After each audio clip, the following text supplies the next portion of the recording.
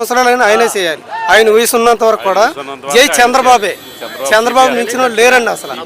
అభివృద్ధిలో కానీ సంక్షేమంలో కానీ ఒక మెగా డిఎస్సి తీయటంలో కానీ 5 ఏళ్ళు పరిపాలన చేశాడు. ఏనాడన్నా మెగా డిఎస్సి తీసాడా? ఎవరికైనా ఉద్యోగం ఇచ్చాడా? మాట్లాడితే ఇది వాలంటీర్లు అంటున్నాడు. వాలంటీర్లకు 5,000 సరిపోద్దండి. అసలు 5,000 అంటే రోజుకి ఎంత పడుతుందండి? అసలు మామూలుగా మనలో రోజుకి 100 రూపాయలు కూడా పడుతుందా?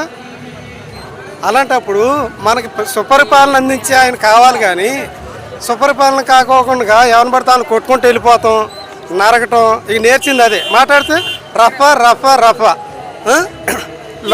రాని ఇంగ్లీష్ మాట్లాడుతాం. ఒకటి ఇక ఎలాగో మూర్ఖులు ఉంటారు కదా, ఇక ఒకటి అన్నట్టుగా మాట్లాడతారు కదా, అలా ఉంటుందండి.